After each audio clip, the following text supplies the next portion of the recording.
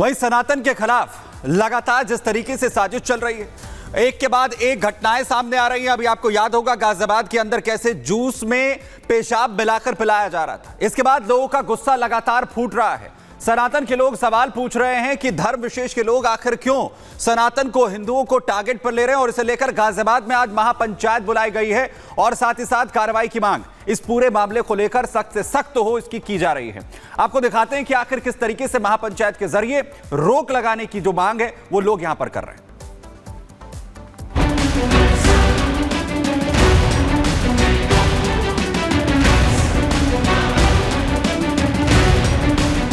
तिरुपति से लेकर जिला गाजियाबाद तक सनातन पर हमले हो रहे हैं। कहीं महाप्रसाद में जानवरों को चर्बी मिलाकर हिंदुओं का धर्म भ्रष्ट किया जा रहा है, तो कहीं नफरती जिहाद का नाम देकर हिंदुओं के साथ घिनौनी साजिश को अंजाम दे रही हैं। तिरुपति बालाजी के महाप्रसाद में महामिलावट के खिलाफ तो पूरा देश एकजुट हो चुका है, लेकिन अब रोज रोज हिंदुओं को निशाना बनाने के लिए हदें पार करने वाली साजिश के खिलाफ भी निर्णायक जंग लड़ने का ऐलान हो चुका है। अल्टीमेटम दिया जा चुका है, ऐलान हो चुका है, इंतजार सिर्फ नतीजे का है।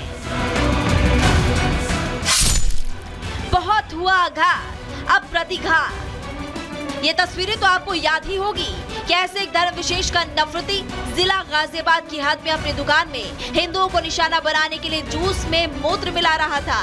लेकिन अब ऐसा करने वालों की खैर नहीं होगी, क्योंकि 2 दिन पहले ही गाजियाबाद के लोनी से विधायक नंद किशोर गुर्जर ने इलाके में बिना लाइसेंस वाले सभी धर्म विशेष के जूस वालों को दुकान बंद करने का अल्टीमेटम दे दिया था, जिसकी मियाद आज खत्म हो रही है।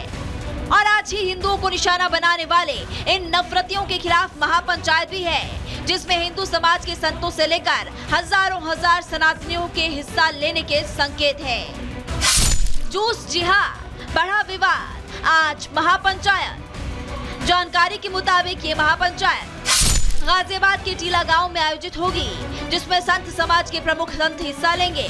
इसके अलावा साध्वी निरंजन ज्योति, प्रज्ञा ठाकुर और हिंदू संगठन के प्रतिनिधि समेत हजारों सनातनी हिस्सा लेंगे। इस महापंचायत का एक ही मकसद है, सभी की एक ही मांग है, सनातन के खिलाफ साजिश पर फौरन विराम लगे। ऐसे में देखना होगा कि जागरूक हो चुके सनातनियों की आवाज उपद्रवियों के कान तक पहुंचती है, या वो आगे भी हिंदुओं की धैर्य की परीक्षा लेते रहेंगे। Bureau report, Republic Bharat. तो वहीं गाजियाबाद की महापंचायत में शामिल हुए स्वामी दीपांकर ने साफ तौर पर कहा कि इन घटनाओं के पीछे एक नफरती साजिश है और सोच भी है। सुनिए। स्वामी दीपांकर इस वक्त हमारे साथ जुड़ चुके हैं। सर, काफी ज्यादा गुस्सा रोष आप में नजर आ रहा है, ये भी कह रहे हैं कि बटोगे तो कटोगे। आप सोचिए ना कि जिन लोगों को कश्मीर फाइल झूठी लगती थी या केरला फाइल बकवास लगता था, बांग्लादेश फाइल लाइव चल रहा है। सोचिए कि हजारों बुजुर्गों को उल्टा टांग दिया गया, हजारों से ज्यादा रेप हो गया, बच्चों को यतीम कर दिया, उसके बाद हम लोग उनसे प्ले करते हैं, खेल खेल रहे हैं। आप बांग्लादेश से क्रिकेट खेल रहे हैं या देश की जनता की भावनाओं से खेल रहे हैं? तिरुपति में भगवान को मिलावट, हिंदुस्तान में लोनी के अंदर इंसान से जूस में मिलावट। कहीं तो रहने दीजिए साहब, कहीं तो हमें बचाइए, और कहीं बचाने जैसी स्थिति नहीं है तो कम से कम मरवाइए नहीं, हमें हमारे हाल पर छोड़ दीजिए। आज महाराज जी हैं, ठीक है, सब अच्छा चल रहा है, कल नहीं होंगे, कहाँ जाएंगे? सर, लगातार ऐसी तस्वीरें सामने आती है, कई ऐसे वीडियोस भी सामने आते हैं, तो फिर ऐसे में क्या उचित कार्रवाई होनी चाहिए? संगठित होकर, एक होकर हर बात का प्रतिकार करना। अगर आज प्रतिकार नहीं करेंगे तो कल जो इसके साइड इफेक्ट होंगे बहुत बुरे होंगे, इतने बुरे होंगे कि मैं समझता हूं कि हम लोग देख नहीं पाएंगे। महापंचायत में आप आए हैं, मांग क्या रख रहे हैं आप? हिंदू महापंचायत, हिंदू महापंचायत ने कहा कि एक स्वर में कहा जाए कि हम लोग एक हैं, और यहाँ पर जो जूस में मिलावट कर कर सभी लोगों को पिलाया गया, उनके खिलाफ ऐसी सजा हो जो नजीर बने, लोगों की आत्मा कांपे किसी का धर्म बर्बाद करने के लिए। तो स्वामी दीपांकर के बाद साध्वी प्राची ने भी ऐसा करने वालों के खिलाफ कड़ी कार्रवाई की मांग की है। क्या कुछ कहा गया उनकी ओर से, सुनवाते हैं आपको।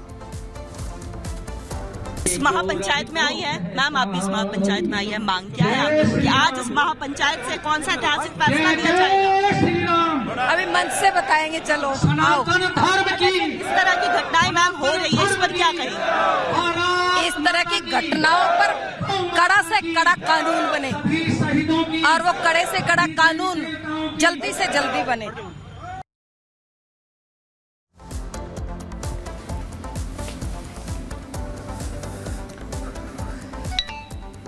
उधर बात करते हैं उत्तर प्रदेश की, जहां पर अवैध धर्मांतरण को लेकर योगी सरकार पूरी तरीके से सख्त है। उत्तर प्रदेश के अलग अलग जिलों में बड़ी कार्रवाई को अंजाम यहां पर दिया गया, ताबड़तोड़ कार्रवाई जो है वो की गई है और साफ संदेश है कि धर्मांतरण जो है वो किसी भी तरीके से बर्दाश्त नहीं किया जाएगा। देखिए,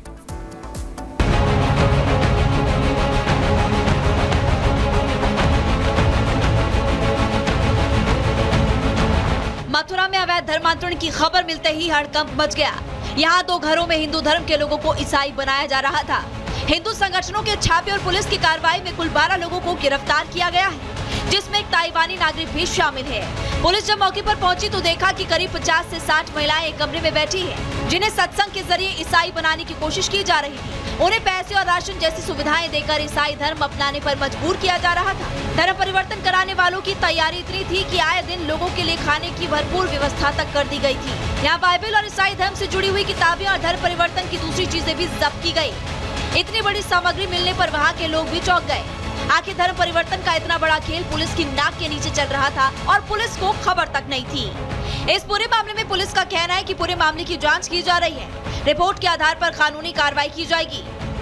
इंदिरापुरी कॉलोनी है, वहाँ पर एक सूचना मिली थी कि कुछ लोग जो है वहाँ पर बैठे हैं और धर्म के संबंध में बातचीत कर रहे हैं। पुलिस वहाँ मौके पर गई थी। पुलिस जो है कुछ लोगों को वहाँ पर ले आई है, उनसे बातचीत की जा रही है। बाकी जो भी बातचीत में कोई बात ऐसा आएगा जो धर्म से के परिवर्तन के संबंध में होगा तो उनके खिलाफ विधिक कार्रवाई इसमें की जाएगी। अभी उसमें पूछताछ की जा रही है जो लोग वहाँ पर मौके पर मिले थे। एक ऐसा ही मामला यूपी के गाजियाबाद से भी सामने आया, जहां एक महिला ने अपने ही पति पर धर्मांतरण का आरोप लगाते हुए केस दर्ज करवाया। पुलिस के मुताबिक महिला गाजियाबाद के कौशाम्बी थाने पहुंची, अपने पति पर जबरन धर्मांतरण का केस दर्ज करवाया। महिला के मुताबिक उस्मान नाम के युवक ने आयुष्मान बनकर उससे शादी की। शादी के बाद जबरन धर्म परिवर्तन करने की कोशिश भी की। उसने विरोध किया तो ससुराल वालों ने बदसलूकी करते हुए मारपीट की, साथ ही जान से मारने की धमकी तक दे डाली। पत्नी ने उस्मान पर हकीम के साथ मिलकर गर्भपात का भी आरोप लगाया है। पीड़िता के मुताबिक पहली पत्नी होने के बाद भी उसने दूसरी शादी की। महिला ने इस पूरे खेल में पति समेत 12 लोगों के खिलाफ केस दर्ज करवाया। महिला की तहरीर पर पुलिस अब आरोपियों की तलाश में जुट गई है। साथ ही परवेज नाम के एक शख्स को भी गिरफ्तार किया गया है, जिससे पूछताछ हो रही है। 19 सितंबर को थाना कौशाम्बी पर एक पीड़िता उपस्थित आती है और एक तहरीर प्रदान करती हैं। तहरीर के अनुसार उनके साथ उनके पति ने, तथाकथित उनके पति ने, जो कि मूल रूप से जिनका नाम उस्मान था और वो आयुष्मान बन के उनके साथ शादी उन्होंने की है और यह शादी 2014 में इनके द्वारा की गई थी और साथ साथ इनको विभिन्न तरीके से धर्म के नाम पर प्रताड़ित भी किया गया है।